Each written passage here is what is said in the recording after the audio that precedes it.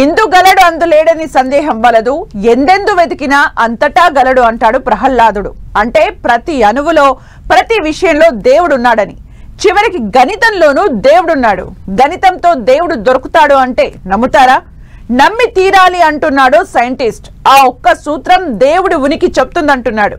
ఇంతకీ ఏంటా సూత్రం? ఇక దేవుడు దొరికేసినట్లేనా? దేవుడు లేడనే వారికి ఆన్సర్ కూడా దొరికినట్లేనా? ఆయన ఏం చెప్పాడు? ఈయనకేమర్థమైంది? మనకేం చెప్తున్నాడు? దేవుడి జాడ దొరికేసిందోచ్. దైవం ఉనికిని గణితం నిరూపిస్తుందా? దైవానికి గణితానికి సంబంధం ఏంటి? ఆ సైంటిస్ట్ చెప్తున్న మాటలేంటి? దేవుడున్నాడా లేడా? సమాధానం దొరకని, చర్చ ఆగని ప్రశ్న ఇది. వేలాది ఏళ్ల నుంచి మనిషి పరిణామం చెందుతున్నాడు. దేవుడు అనే మాట చుట్టూ, వాదన చుట్టూ మనిషి పరిణామ క్రమంలో ఎన్నో సంఘటనలు జరిగాయి. మానవాళికి సంబంధించిన ఎన్నో కీలక ఘట్టాలు చోటు చేసుకున్నాయి. దేవుడు అంటే నమ్మకం అనేవాళ్లు కొందరు, ఆశ అనేవాళ్లు ఇంకొందరు, మూఢనమ్మకం అనేవాళ్లు మరికొందరు. ఎవరి అభిప్రాయం ఏదైనా దేవుడు అనే పదం మానవాళిపై ప్రత్యేకమైన ముద్ర వేసింది. దేవుడు ఉన్నాడా లేడా అనే దానిపై ఆస్తికులు నాస్తికుల మధ్య వాదనలు ఎప్పుడూ కనిపిస్తూనే ఉంటాయి. దేవుడు ఉన్నాడని ఆస్తికులు, ఉంటే చూపించు అని నాస్తికులు మాటలతో యుద్ధాలు చేయడం కూడా చూస్తూనే ఉంటాం. అలాంటి చర్చకు ఇక ఫుల్ స్టాప్ పడబోతోందా అంటే అవును అనే సమాధానమే వినిపిస్తోంది. ఓ సైంటిస్ట్ మాటలతో దేవుడిని చూపించొచ్చా, దైవం ఉనికిని ప్రదర్శించొచ్చా అనే చర్చ మొదలైంది. డిరాక్ చెప్పిన గణిత సిద్ధాంతాలు విశ్వం యొక్క ప్రాథమిక చట్టాలను అర్థం చేసుకోవడానికి కీలకమైనవి. గణితం విశ్వంలోని కొన్ని పద్ధతులను మరియు స్థిరత్వాలను నిర్దేశించడంలో సహాయపడుతుంది, కానీ అది దేవుని పక్షంలో అతని ఉనికిపై ఏమీ చెప్పదు. జీవం యాదృచ్ఛికంగా ఏర్పడింది అని చెప్పడం గణిత సూత్రాలలో కాకుండా జీవశాస్త్రంలో, ప్రత్యేకంగా జీవ వ్యవస్థలు మరియు జీవన ఉనికుల గురించి ఉండే అధ్యయనంలో కనుగొనబడింది. హార్వర్డ్ యూనివర్సిటీ ఖగోళ భౌతిక శాస్త్రవేత్త డాక్టర్ విల్లీ సూన్ ఆసక్తికర వాదన తెర మీదకు తీసుకొచ్చారు. దేవుడి ఉనికిని గణిత సూత్రం నిరూపిస్తుందని సూన్ అంటున్నారు. జీవం పుట్టుకకు ఖచ్చితమైన, నిర్దిష్టమైన పరిస్థితులు అనుకూలించిన విధానాన్ని చూస్తే అవేవో యాక్సిడెంటల్ గా జరిగినవిగా కనిపించవన్నది ఆయన మాట. జీవం మనుగడ సాగించడానికి వీలుగా విశ్వాన్ని రచించినట్లుగా ఆయన చెప్తున్నారు. ఇందుకు బిగ్ బ్యాంగ్ థియరీ ప్రస్తావిస్తూ, మహా విస్ఫోటనం జరిగినప్పుడు పదార్థం, వ్యతిరేక పదార్థం రెండూ పుట్టుకొచ్చాయని, పదార్థం కంటే వ్యతిరేక పదార్థం తక్కువ మోతాదులో ఏర్పడడమే జీవం పుట్టుకకు కారణమైందని సూన్ చెప్తున్నారు. రెండు పదార్థాలు సమానంగా ఉంటే ఒకదానికి ఒకటి రద్దు చేసుకునేవని, అప్పుడు జీరో అయ్యేదన్నది సూన్ వాదన. అంకెలలో డివైన్ ప్రొపార్షన్ అనేటటువంటిది డిరాక్ కానీ లేదు ఫిబొనాక్సీ నెంబర్ అని 1 1 2 3 5 అనే ప్యాటర్న్ లో మనకి ఫిబొనాక్సీ నెంబర్ అనేది చెప్తుంది. ఇదే ప్యాటర్న్ లో సృష్టి మొత్తం జరిగింది అని చెప్తారు. కానీ మనం ఆ పరమాత్మ యొక్క ఇంటెలిజెన్స్ ని ఈ హ్యూమన్ ఇంటెలిజెన్స్ తోటి గుర్తుపట్టడం చాలా కష్టం. ఇప్పటికీ సైన్స్ ల్యాబ్స్ లో మనం ఏముంది కనుక్కోవాలనే ప్రయత్నం చేస్తున్నాం. ఈ ఇచ్చినటువంటి మ్యాథమెటిషియన్ దగ్గరికి ఎప్పుడు వెళ్ళగలం? పూర్తిగా కనుక్కున్న తర్వాత వెళ్ళగలం.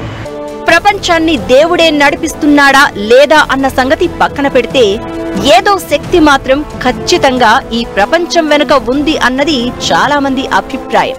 అయితే సోన్ కూడా ఇప్పుడు అలాంటి చర్చే తీసుకువచ్చారు. మతానికి సైన్స్ విరుద్ధంగా కనిపిస్తూ ఉంటుంది. అయితే గణిత సూత్రం దేవుడి ఉనికిని నిరూపించగలదని హార్వర్డ్ శాస్త్రవేత్తలు చెప్పడం ఇప్పుడు ప్రపంచాన్ని ఆశ్చర్యంలో పడేస్తోంది. విశ్వంలోని వివిధ మూలకాలు, అంశాల్ని చూసినప్పుడు ఏదో అత్యున్నత శక్తి పనిచేస్తున్నట్లు చెప్తారు. దీనికి ఉదాహరణగా గురుత్వాకర్షణ సమాన స్థితిలో ఉండడం ఈ వాదనకు బలం చేకూరేలా చేస్తుంది.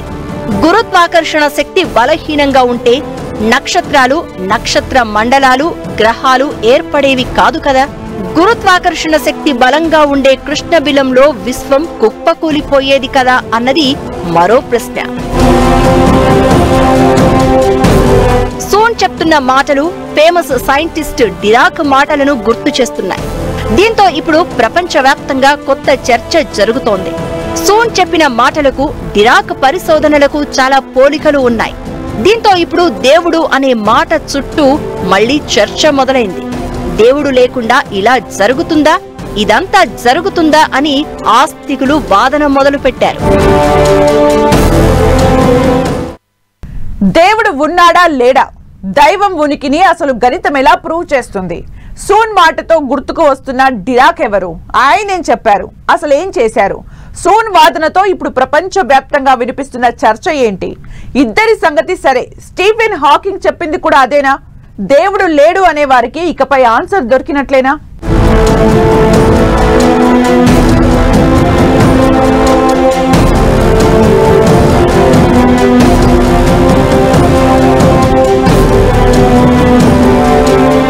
ఈ ప్రపంచం విశ్వమంతా ఓ పద్ధతి ప్రకారం జరుగుతుందని, ఇలా జరగాలని ఉంది కాబట్టే అలా జరిగిందంటూ బిగ్ బ్యాంగ్ థియరీని తెర మీదకు తీసుకువస్తున్నారు డాక్టర్ విల్లీ సూన్.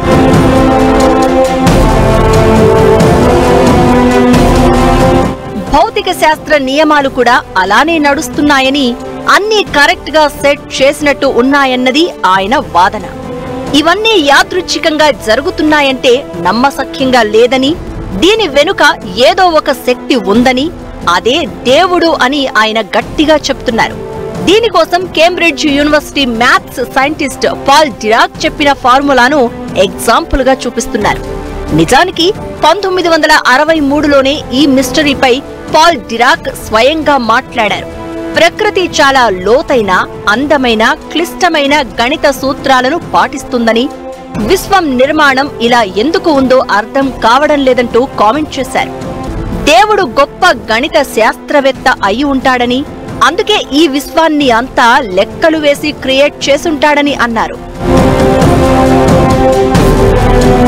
డిరాక్ ఈ మాటలనే ఇప్పుడు సూన్ ప్రస్తావిస్తున్నారు. దేవుడు ఉన్నాడని వాదిస్తున్నారు. మత విశ్వాసాల్లో దేవుడు ఏమిటి? దేవుడు లేని దాంట్లో అన్నిట్లో పరమాత్మ ఉన్నాడు. అంధవిశ్వాసాలతో తీసుకొని వచ్చి పరమాత్మని కొలవడం అనేటటువంటిది తప్పు. గాని పరమాత్మ ఎక్కడ లేడండి? భగవంతుడు ఇందుగలడు అందు లేడని సందేహము వలదు, చక్రి సర్వోపగతుండి ఎందెందు వెదకి చూచిన అందందే గలడు దానవాగ్రని వింటే అని మనకు పెద్దలు చెప్తున్నారు కదా. ఫాదర్ ఆఫ్ యాంటీ మ్యాటర్ అని డిరాక్కే పేరు. కొన్ని రేణువులు కాంతి కన్నా ఎక్కువ వేగంతో ఎందుకు కదులుతాయో తెలుసుకోవడానికి ఆయన ప్రయత్నించారు. ఇందుకోసం ఆయన ఐన్స్టీన్ ప్రతిపాదించిన సాపేక్ష సిద్ధాంతం, క్వాంటం మెకానిక్స్ నుంచి ప్రోడింగర్స్ ఫార్ములాను కలిపారు. మొదట్లో ఇది వర్కౌట్ కాలేదు. అయితే ఆ తర్వాత చిన్న మార్పుతో ప్రయోగాలు సక్సెస్ అయ్యాయి. విశ్వంలో దేవుడి రుజువును గుర్తించామని నమ్మే రిచర్డ్ స్విన్బర్గ్, రాబిన్ కొలిన్స్ లాంటి చాలా మంది శాస్త్రవేత్తలు దీన్ని సరైన మేళవింపు వాదనగా చెప్తూ ఉంటారు. గురుత్వాకర్షణ బలం, ప్రోటాన్లు, ఎలక్ట్రాన్ల ద్రవ్యరాశి నిష్పత్తి, విశ్వంతో ముడిపడిన స్థిరాంశాలను దీనికి నిదర్శనంగా చూపుతున్నారు. ఇది చెబుతూనే దేవుడు ఉన్నాడని సూన్ బలంగా చెప్తున్నారు. గణిత శాస్త్రం లేదా శాస్త్రం దేవుడు ఉన్నాడు అన్న విషయం గురించి ఏమి చెప్పదు. అది మూలంగా సమాధానాలు ఇవ్వడం కంటే మన చుట్టూ ఉన్న ప్రకృతిని వివరించడానికి, అనుమానాలను విచారించడానికి మాత్రమే ఉంటుంది. శాస్త్రం సృష్టి మరియు విశ్వం గురించి వివిధ సిద్ధాంతాలను నిర్ధారించడానికి సహాయపడుతుంది, కానీ దేవుని ఉనికి కోసం నిర్ధారిత ఆధారాలు ఇవ్వడానికి ఇది ఏ విధంగా పనికిరాదు. డిరాక్ ఇప్పుడు సూన్ వాదనలు ఎలా ఉన్నా, దేవుడి గురించి స్టీఫెన్ హాకింగ్ లాంటి వాళ్లది మరో రకం అభిప్రాయం. తన చివరి పుస్తకం brief answers to the big questions లో దేవుడిపై తన అభిప్రాయాన్ని స్పష్టంగా చెప్పారు హాకింగ్. ప్రకృతి నియమాలే దేవుడి పని అని అనుకోవచ్చు, కానీ అది దేవుడిని నిర్వచించడం వరకే పరిమితం అవుతుందని, ఆయన ఉన్నారని నిరూపించలేమంటూ హ్యాకింగ్ చెప్పుకొచ్చారు. మనం ఏం నమ్మాలన్నా మనిష్టం, అయితే దేవుడు లేడన్నదే తనకు కరెక్ట్ అనిపిస్తుందంటూ రాసుకొచ్చారు. ఇలా సూన్, స్టీఫెన్ హాకింగ్ ఇద్దరు రెండు వేర్వేరు అభిప్రాయాలను చెప్పారు. ఒకరు గణితంలోని అందం దేవుడికి నిదర్శనం అంటే, మరొకరు సైన్స్ మాత్రమే అన్నింటికీ సమాధానం అని నమ్మారు.